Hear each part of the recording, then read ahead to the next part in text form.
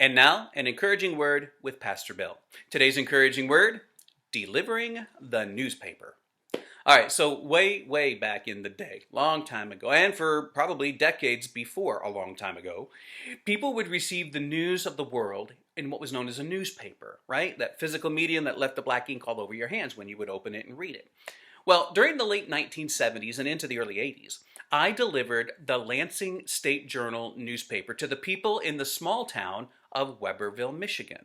So Weberville was about, 20 miles or so east of Lansing, but was way too small to publish its own police blotter, weather reports, and that kind of thing. So, hey, Weberville, I miss you guys. All right, so this particular paper had an afternoon circulation during the week and a morning circulation during the weekends. So, every day after school, I would rush home. I would roll each paper up with a big old rubber band, shove those papers into two great big huge canvas bags that I had wrapped all around my bicycle. I mean, that job was great. I loved it. I was a kid, had energy, I had legs that could pump a bicycle loaded down with weights of papers, and it was awesome. I loved that job most of the time. You see, during the week, I couldn't wait until school was over, right? I couldn't wait to get on the road, ride my bike, and go on out with the stuff that people needed to know.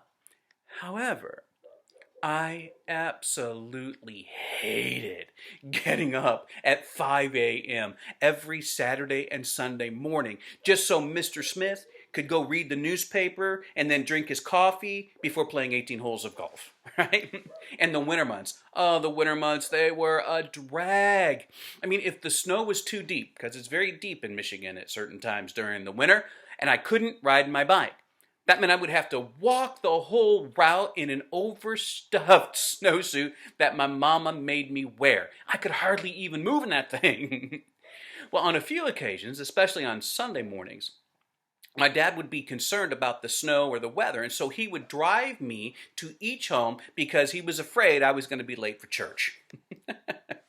Well, in November and December, the whole experience was compounded in the negative due to the Sunday morning paper doubling inside to include every advertisement from every store in every village, town, and city in the whole state of Michigan. I swear the thing was that big around. I mean, the job was just simply too hard, and I finally gave up on it because I hated those early mornings and unshoveled sidewalks.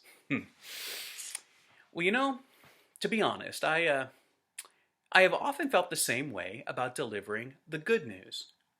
You see, sometimes it's hard to prepare for the delivery. Sometimes it's hard to wrap the message up in a clever binding and pack it into a sermon. Sometimes it's hard to get up early on Sunday mornings to do my job.